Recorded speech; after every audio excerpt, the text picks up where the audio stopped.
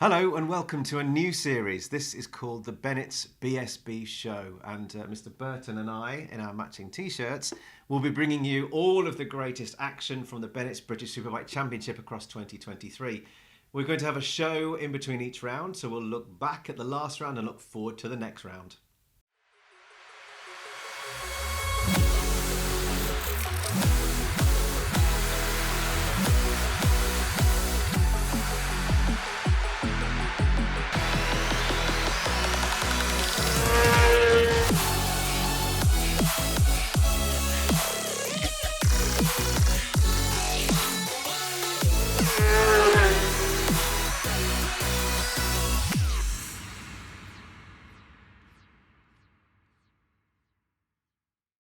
So in this series, we'll be having post-race analysis, we'll be interviewing riders and team managers, we'll be looking ahead with commentated onboard laps that were exclusively filmed just for us.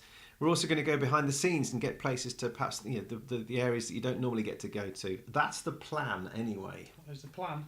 So coming up in episode 1, this episode, Mr. Burton, what are we going to see? Well, we've got highlights from Silverstone last year to remind you of what went on. We've got exclusive interviews with two of the sort of main protagonists, and we're also going to look at someone in the support classes.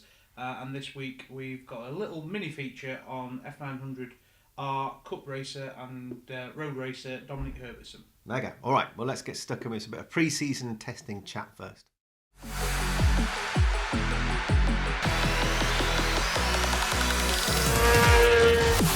All right, Mr. B, we've had pre-season testing. Officially, we've had a couple of days at Navarra at the MSV, well, the newly owned MSV circuit in northern Spain. There's been 2 days at Donington Park and 2 days at Silverstone. For those that didn't make it to Navarra and kind of put all their eggs in the British basket, the weather gods have not been too kind, have they? No, I think, well, I've only just dried out. I think you've only just thawed out as well. We didn't have the greatest of 2 days, really, or 4 days at 2 different circuits. So it was not the nicest of conditions, really. It was cold, damp, raining, very wet.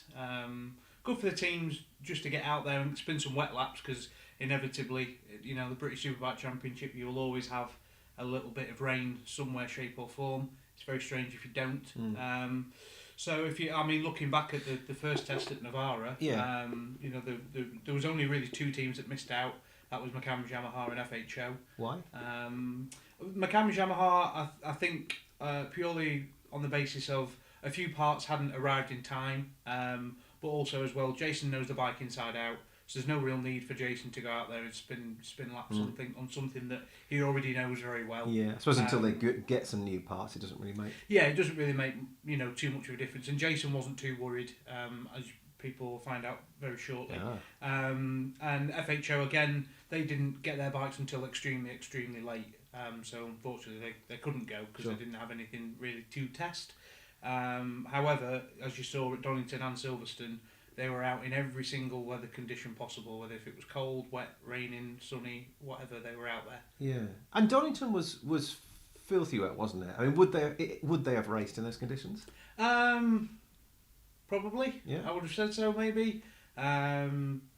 It was very, very cold.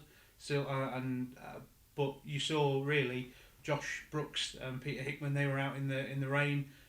Essentially, they had no other option, because obviously they didn't go to Spain, so they had to go. They had to go out on circuit. They had to test things, set the electronics up properly. Yeah. I know that Pete did have a few little teething issues, which he had to work through.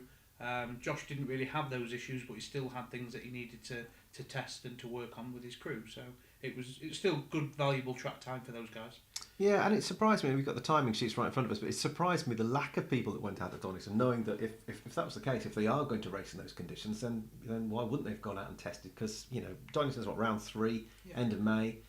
It might rain. It's Britain. It might do, but I think what's the old phrase? Risk overcomes reward, or reward overcomes risk, or whatever it is. I suppose we saw it with McCamm's last year, didn't we? Taz McKenzie, reigning champion, was going to go into the new season as probably as title favourite once again, and smashed himself up at Silverstone. Yeah, so and if you look at it really, if you crashed at Donington and you made a a bit of a mess with your superbike.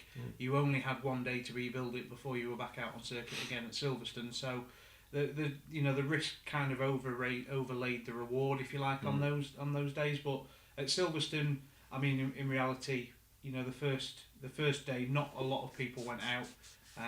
Again, Josh and Peter Hickman were the main protagonists that went out there. But then the last day, I think everybody kind of said, well, we've sat around now for 3 days, we need to go and do something.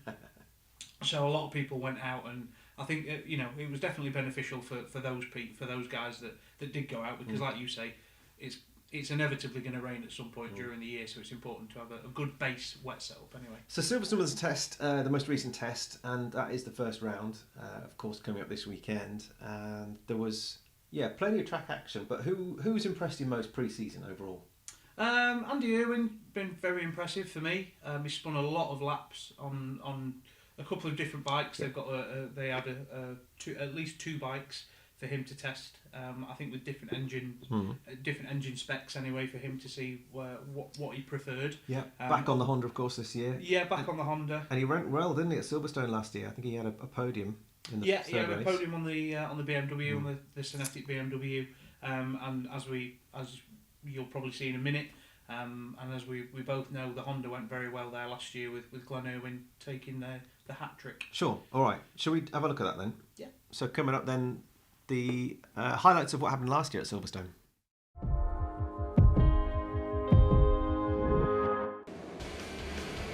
BSB Race 1 for 2022 started with Glenn Irwin on pole position on his Fireblade with 2 Hungary OMG Yamahas alongside him, and he held on to turn 1 as well to take the lead.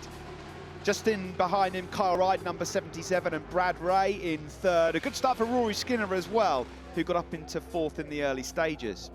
Brad Ray managed to get himself past his teammate Kyle Wright to have a go at trying to chase down Glenn Irwin, but there was drama for former champion Leon Haslam, who had to pull out of the race, unfortunately, due to a mechanical issue. Same, unfortunately, for Dan Linford on the iForce BMW, whilst he was running in 10th place. And likewise, a similar story, unfortunately, for Newcastle's Chrissy Rouse, number 69. He was one of the riders to unfortunately fail later on. Same also for Rio Mizuno. But out front, the Fireblade was working its magic, defending the Hungary riders, Kyle Wright and Brad Ray, beautifully. A fantastic race. These 3 pulled away from Rory Skinner. And in the closing stages, despite some big questions being asked and some contact between the teammates Wright and Bradley Ray, Glenn Irwin was holding firm. As we got into the last laps, Kyle Wright attempted to try and fish his way through into Luffield and Woodcote Corner with the checkered flag out. He went for the wide swooping line. Unfortunately, it wasn't quite enough. Glenn Irwin, outstanding, on pole position and taking the first victory of the season, despite getting injured 3-4 weeks just before the start of the season. It's glory for Irwin, glory for Honda for race 1. Kyle Wright was on pole position for BSB Race 2 here at the season opener at Silverstone National. As they made their way into turn 1, though, it was his teammate Bradley Ray that got the advantage with Rory Skinner in 2nd place. Glenn Irwin, looking for a double victory, had moved up into 4th place at this particular moment and then into 3rd. There was all sorts going on further behind. 3 riders involved in this one with Storm Stacey. Big crashes elsewhere. Bjorn Esmond and Dean Harrison. And the safety car was to come out, but when action resumed, it was all eyes on Glenn Irwin as he was making his way through into 3rd place past Rory Skinner, and then hunted down the 2 Rich Energy OMG Yamahas. At first, Kyle Wright, number 77. And then out front, whilst leading wide into Luffield, Brad Ray with an 0.8 of a second advantage, unfortunately throwing away his opportunity of victory. Glenn Irwin out front was put under pressure by Kyle Wright in the closing stages. It was almost a repeat of race 1 from yesterday here at Silverstone, but this time Kyle Wright gave it absolutely everything, taking the wide line through Brooklands to try and nudge through on the inside. Glenn Irwin initially goes wide with Kyle Wright coming through, but Glenn Irwin says, no you don't, closes the door on Kyle Wright to take a double victory then here at Silverstone, looking for the treble overall. Kyle Wright finishes second on the Yamaha, and it's the first podium of the season in 2022. Great start for FS3 Kawasaki rider Rory Skinner. A very happy Harvey Beltran and a very happy Bennetts British Superbike Race 3 highlights then. Brad Ray it was on pole position ahead of his teammate Kyle Wright on the OMG Yamahas, and Ray took the whole shot into turn 1 ahead of his teammate Wright and Rory Skinner. Good starts for Jason O'Halloran as well. Glenn Irwin on for a treble, managed to fish his way through to the front though, taking the lead ahead of FS3 Racing Kawasaki rider Rory Skinner. Glenn's brother Andy Irwin was in third. Retirement for Dave Johnson. Unfortunately, the Aussie going out. A twitch from the rear end from Build Bay Suzuki rider Christian Idden, and a big moment there for Brad Ray. That wasn't going to be the end of it though. A huge moment for Brad Ray coming around Woodcote Corner, but he managed to keep it pinned and upright to hang on. Smoking rear wheels from the fantastic duo in the BMW. Couple of riders running wide. Danny Buchan unfortunately going a bit hot into Brooklands. That ended his podium chances. Rory Skinner really tried in the end to get that podium position, but it wasn't to be. He in fact enjoyed quite a battle with Jason O'Halloran in the fight for fourth place. Good weekend for Skinner though, fourth, third and a fourth. Out front, of course, it was still Glenn Irwin with Brad Ray in second. It was all down to the podium positions and Andy Irwin just about hanging on. But he completed the treble in fantastic style. Out front, the checker flag came out. The Fireblade Raid rider Glenn Irwin takes the treble here at Silverstone National ahead of Brad Ray. Third place to Andy Irwin as we move on to Alton Park in a couple of weeks' time. So, does that mean Glenn Irwin is the man to beat, or is it the Honda Fireblade is the bike to beat? Good question. Good question. It's all to play for, and of course the times are so close, aren't they? What there's a stat in there about how close all the times were. What was it? What was it? It was 24 riders all within 1 second in qualifying, something like that. So it'll be incredibly tight this year at Silverstone. So 2023 kicks off very, very soon, and the only major change is the showdown, isn't it? There's no regulation things that are going on. I think there's slick tyres, aren't there, in some of the sport classes as opposed to treads. But what about the showdown? Isn't that's the big change? We talked about it, didn't we, on a recent video, and you can have a look at that up there. We'll put that in the link up there. But as an overview. As an overview, there is no showdown anymore. So the showdown has kind of been scrapped as a whole for this year. So there's no top 6 or top 8 as people would know it. It's a shoot now for everybody to go and win the championship. So even if you're 105 points, I think it is, behind coming into the last round, technically you can still win the championship because of the way the point system works this year. So there's less points within the first 9 rounds. There's kind of reverts back to what we know as 25 points for a win, but the gap between first and second's a little bit smaller than what it was before. And then for the last round, it goes to 35 points for a victory. So really, the entire season is split into 3, isn't it? Yes. The main, I think, in terms of points availability. Yeah, it's classed as the main championship from rounds 1 to 9, and then the showdown from 9 to 10. And then the title showdown, I believe it's called. That's the last round of Brands. At the last round of Brands. Good, all right. And one of the favourites, having done such a great job in the season before last and come so close. And of course, actually, it was the showdown that thwarted him, wasn't it? Yeah. Thinking about it. He is, of course, number 22. It's the McCams Yamaha, Jason O'Halloran, and we caught up with him at the McCams Yamaha team launch in Ormskirk. And here he is.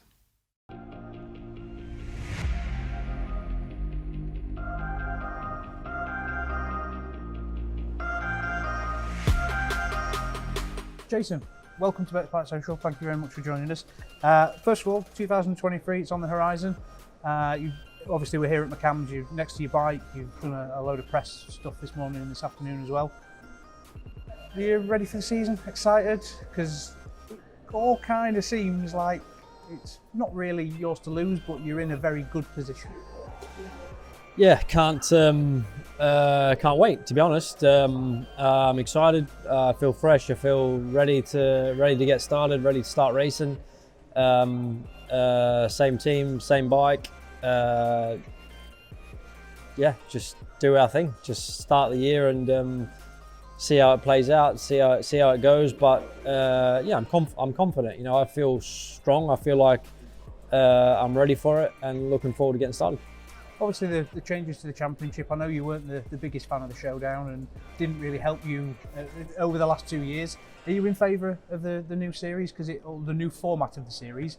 Because it's a little bit different and a change is always as good as anything, isn't it? Yeah, like I still prefer straight out normal point system from point A to point B, but for sure I'm up for a change. You know, like I think BSB always do a good job. I think they think about it. They know what they're doing. So I think to change from the old format to the new format will be good, exciting, and I think yeah, I can't wait to get into it. You mentioned there 5 years with McCams Yamaha and 5 years with obviously Raceways and Steve. Do you feel a little bit like the part of the furniture? Yeah, I just spoke about it earlier with someone else actually. I can't believe that we're going into our 5th season together. You know, it's time just seems like it's in fast forward. You know, but since I've been here with these guys, we've won 21 races. You know, we've had an amazing few seasons. Still hunting down that first championship, and that's clearly the target for the new season.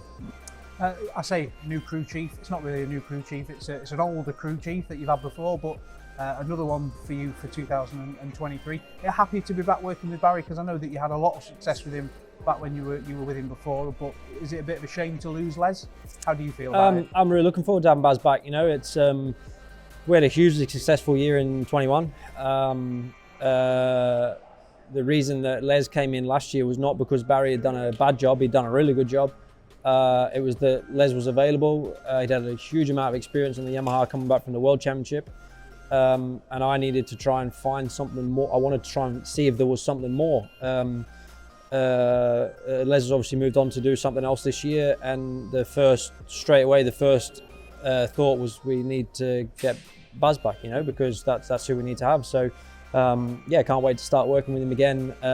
Get on with him fantastic. The whole team gets on with him fantastic. And you know, we won 11 races together in 21, so see if we can do a bit of a repeat of that. I know we've kind of touched upon it, but like we keep saying, it's the 5th year with the same team.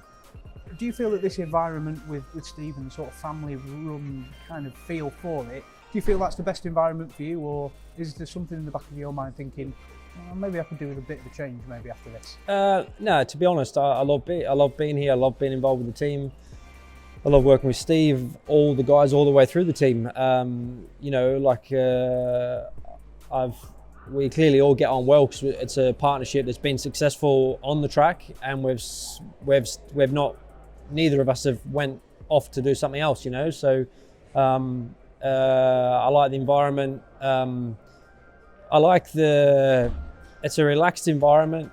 There is some pressure there to perform, because at the end of the day, that's what we're all here for, and I like that as well, you know, because at the end of the day I expect that from myself. So when someone's paying you the money to do the job, you got to expect it's going to be expected the other way, you know. So I don't mind that, you know. I like it. I suppose the straight talkingness as well of Steve, because he is very direct and to the point, you know, spade to spade.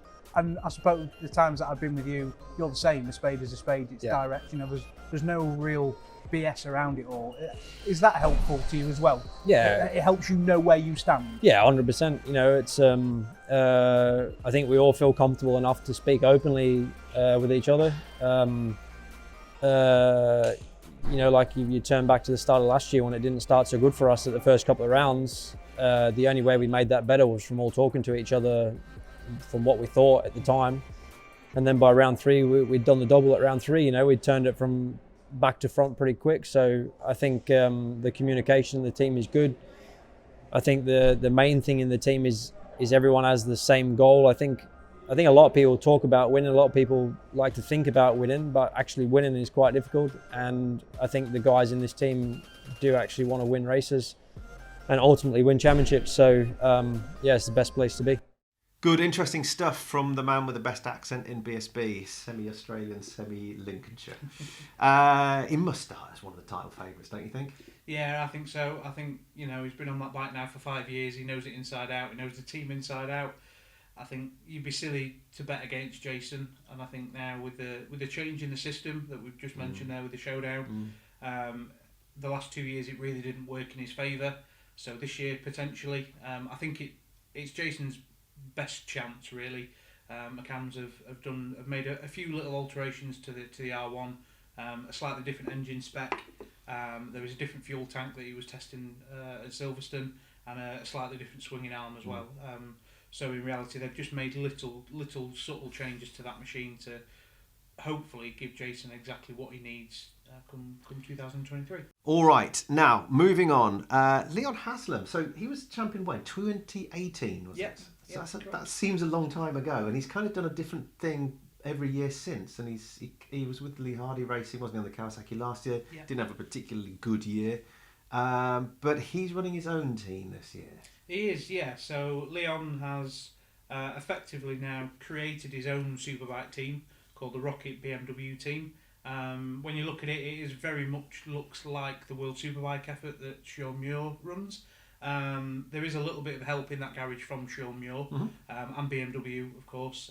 But Leon has essentially now created his own superbike team for, I suppose, an end target and an end goal for his academy riders. So Leon runs the Affinity Sports Academy team, which runs Junior Super Sport, Junior Super Stock, Super Sport, and obviously now Superbike. So essentially it's a pathway for those kids, and they've got an end goal for them to get to. And this year it's all brand new for Leon. Very handy tutor for them to have. And you caught up with him at Silverstone, right? Yes, I did, yeah. Here he is.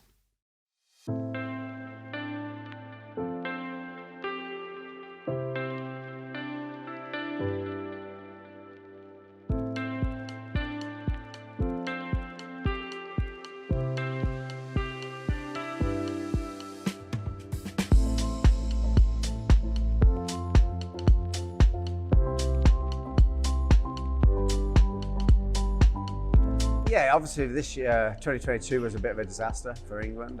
You know, we had a lot of issues.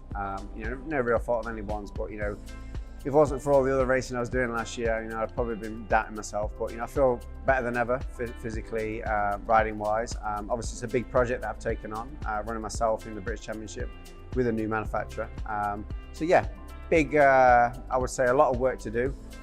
Some big expectations, but at the same time, I'm really looking forward to it. You know, I've never been so fired up more than I am now, and can't wait to get going. No, never for myself. I've always rode for different manufacturers and obviously factory teams in Wales and everywhere. Obviously, I've been building to a platform with the academy. You know, my third year of running an academy with 8 riders. I've extended that now to 11, which includes myself. We won 2 championships in those first 3 years, so. You know, we've had a little bit of success in the lower classes, and I'm trying to build that platform, you know, throughout the British Championship. Yeah, my aim for the academy was always to have representation in every class, because my main thing that I try and offer, which I feel is missing, is, you know, if the guys are going winning races, winning championships, they basically have to find a lot of money to go up to the next class. So if I've got representation in every class to Superbike, I can give them that stepping stone, hopefully create a good opportunity for them to, you know, to move on to the world and, you know, kind of like the next sort of level sort of thing. So yeah, from my side, it was always an aim to get representation in every class. I gave myself a 5-year plan, and we're in year 3, and we've already got a representation in 4 out of the 5 classes. So from my side, like I say, it's a big ask, it's always a big undertake, and because I feel like I can still win British Championships, there's no better time for me to try and build that platform and then get a young rider alongside me. Yeah, you know, it was tough. You know, it was a last-minute deal that we got placed with Lee. You know, it was a bike that I knew. You know, the engine and parts and budget, 0 testing at all. Going into a British Championship, trying to put all that together on race weekends with no testing, it was, you know, it's not nobody's fault. You know, I believe that we managed what budget that we did have and the time that we did have probably the best that we could. You know, to achieve a couple of podiums out of the year was nowhere near to what I expected. I expected to be challenging, and the fact that I didn't match any lap times that I did from 2018 when I won was a clear sign, you know, of we wasn't quite where we should have been. But that kind of led into frustration, which led into me over trying and crashing too much. And there was too many inconsistencies, but again, it wasn't through lack of trying. You know, everyone was putting in the effort, but no testing, no budget, you know, kind of determined the result. Yeah, honestly, you know, it's a massive ask. You know, I'm going to a manufacturer that fundamentally has never won. I've gone to a manufacturer that never finished in the top 8 last year. But I'm actually super confident. You know, we know that we've got no data. We know that we're going to have to learn and understand a lot of things. And, you know, making the decisions to get the most out of any given weekend is purely down to the guys that I've employed and a plan to go forward. So, you know, I've got to manage probably my frustration of maybe some weekends it is the result that we get, and other weekends I feel that we can be competitive. So, you know, we have got to be patient. I'm confident in my ability. I'm confident in the BMW, and I'm confident in the people that we have, you know, running it and managing it. Yeah, I think, you know, running it myself has pros and cons. You know, I think that it's definitely a lot more satisfying when we do get the result, and it also gives me an insight of all the effort that is going on behind the scenes. And, you know, in the past when I've not quite got what I wanted or whatever, and, you know, I feel that, you know, I can be quite demanding as a rider. So, you know, from that side of things, you know, it does give me that understanding. So as long as I know a reason for something, I'm not the sort of person that will stamp my feet not to have it. So if I can understand it and we can make another direction, I can easily accept whatever it is. So obviously being a little bit more hands-on and understanding the logistics and what isn't possible, hopefully then, yeah, that will be a lot easier. Yeah, I was with the official team directly with BMW in Germany in 2011 and 2012. You know, we've had a lot of success even at world level. We made podiums both those years. So, you know, I'm very confident as a BMW as a manufacturer. The stock bike is still one of the best out there. So the foundation of the company, what it's capable of, I think there's no limitation. You know, turning that into a superbike and race bike is what everyone's trying to do, and everyone's competing against each other. So from my side of it, my past experience and my information of what they're doing and how hard and good the product is as a base, I'm really, really confident. I'm confident we can win. I wouldn't be starting and trying to build difference if I didn't go and win. There's no one out there that I haven't beaten several times, and there's no one from a lap time point of view that I feel threatened by. But also I'm under no illusion that we have to create that for it to be possible. You know, last year was a perfect example of that. You know, even Tom Sykes on what would be called one of the best Ducatis out there, you know, was rolling around in 10th and 12th most weekends together. So everything has to be right. You know, no matter how good of a rider you are, if you're a world champion or not, you've got to create that package. And now I've got control of that with the support of the people around me, the sponsors completely, Rocket, everyone that's kind of come together to make this possible.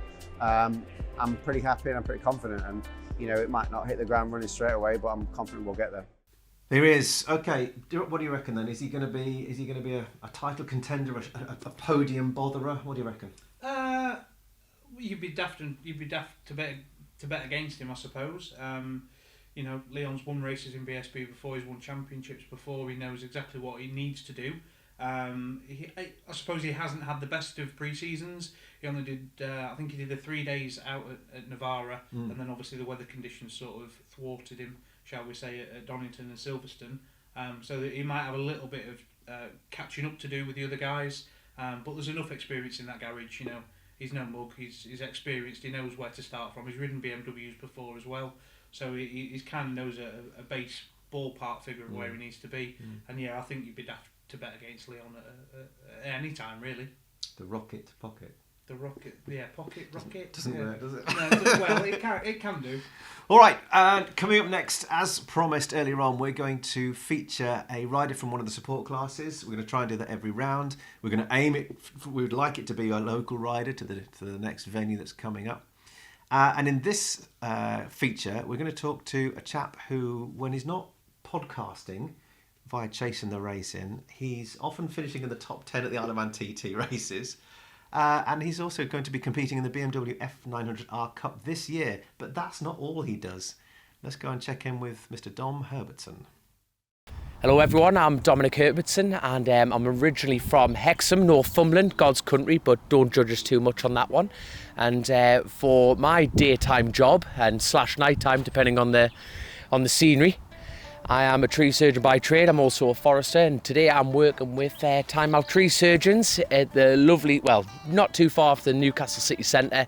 And as you can see behind me, the devastation that we've already caused, but in no time it'll be nice and tidy. First of all, we've got to finish off this job, so sit down, enjoy, and watch us what we're getting up to. So this year, normally I'm on the roads campaign, as such like the TT in the Northwest and like the other national meetings like the Tamrogee and Armoy. But I've been given a very rare and fantastic opportunity to step up my level, and that's coming to join in the BSB paddock race in the F900 Cup. And Belgrave, fantastic company based in Sheffield, they've provided the motorcycle for us, and we're going to be able to join the grid alongside a lot of other people. And it's going to be a few curveballs chucked in this championship, and I can't wait to get going with it and just see how we settle in and get the elbows out for a change.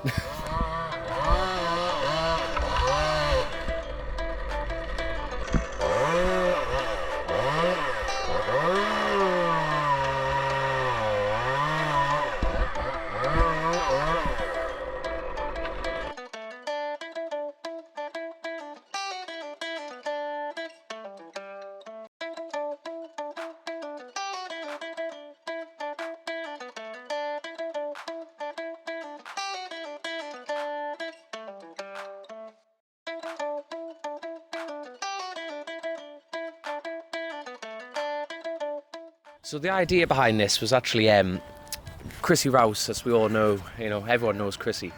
He actually taught me into doing this championship. It's a case of he knows that I need to get more track time to further my roads campaign. And when the championship came available, when we were recording a podcast, he very abruptly turned around and said, look, you need to do this championship. And the reason for him saying I need to do it is it's a skill set. Racing a motorcycle is like any job or any sport. You need to practice and hone your skills. And to be able to do that with, 2 lots of grids of 30, with heat races, the format that BSB have put forward to everyone is very interesting. It's very supercross style. The ideal thing about this championship for me is the fact that it's going to improve my road racing championship. It's not a championship per se. We're doing the main races, the Northwest and the TT, and being a seeded rider at the TT, I need to be doing British. I need to be at the sharp end. I need to be honing them skills, and the F900's given me that opportunity. Yeah, so as you can see, we've already done a lot of work here. We've been getting rid of all the dangerous trees, and as you can see behind me, we've only got a stem left, and we'll have to get that dropped over, get that tidied up, ringed up and moved. So it's definitely a good job for me. I'm knackered on the night times like the rest of the lads, but it definitely keeps the weight down and keeps us strong. Good. A thoroughly nice bloke that he is as well. That BMW Cup's going to be some series, isn't it, this year? Brand new, a lot of bikes. Yeah, I'm really looking forward to it. I think it'll be an exciting series. There's people like Dom's in it, Richard Cooper, Nicky Coates as well is in it. He's a former racer from a few years ago, so I think it will be a really exciting series. Good, and you won't have failed to notice that our PR guru from the red side, from the Bennett side, is here, Leah Toklove. Leah, tell us about what one can do at Silverstone as a Bike Social member. Yeah, so coming up this weekend at Silverstone is obviously the first BSB race of the season, and we already have 120 Bike Social members and Bennett's customers joining us who have a variation of different experiences with us, from hospitality to grid walks to safety car laps, pillion rides, pit lane tours, you name it, they're doing it. Wow. And that's already pre-allocated, so they have won that opportunity to join us through Bike Social membership by entering a competition on the website. And right now we've still got competitions live for Donington, followed by Knock Hill. And then next week we'll be putting the Snetterton competition live, and each one is going up live with about 12 weeks in advance of the date. Well, so you can win. You can literally win all of these different levels of access. Yes, there's all these different levels of access. All you've got to do is enter the competition on Bike Social membership, and then you could potentially be randomly selected for a variation of different experiences across the weekend. On top of that, you also get 2 full weekend admission tickets, which in itself is a treat. So what if you're turning up to Silverstone and you are a Bike Social member? Is there anything that you can earn, win, do? Yeah, so Silverstone's actually one of our sort of halo events of the year. Not only is it the first round, but it's actually one of the rounds where we have the largest pit box. So you'll find Bennetts and Bike Social underneath the race control building in Silverstone along pit lane. And we have a huge garage where we're going to be displaying all sorts of different things, including the safety cars, the safety bikes. We've got some external partners joining us as well. And Bennett's customers and Bike Social members can join us for free coffee. And what's great about our pit box is it's obviously got that real nice sort of inlet into pit lane, so you can see all the action. You can see Parc Ferme, Where is the Underneath the podium, I is the guess. podium in? Yeah, Nearby podium's to the Silverstone. right hand side. So as you look out, on You the might even right-hand get side. sprayed with champagne. Yeah, they all blur into one. So yeah, you right near the podium, within the pit lane. And what's so great about this year is not only have we got that sort of inlet into pit lane, but you can get even closer into pit lane by joining us on our all new super experience on the pit perch. Pit perch. Pit perch, yes, so you heard that right. So anyone who is a Bike Social member or Bennett's customer is eligible to just turn up on the day and join us for, I think, about 10 minutes at a time, you know, on pit wall where all the teams stand with all the screens. So you literally can't get any closer unless you're on a bike in the race. Yeah, no, it's super exciting because you'll really have the feel of what it's like to be in pit lane, on the pit wall. Surrounded by all the other teams, because it'll be during live sessions, so you'll be able to really feel sort of the emotion and what's going on. And we'll even got live timing screens as well inside our pit perch. So it's super exciting, and yeah, we can't wait for that. That's really impressive. Cool. Anything else going on? What? Are there anything else available? Yeah. So on the Sunday, obviously, there's the pit lane walkabout on the Sunday morning before the racing gets going. And obviously, that is always really well attended by everybody.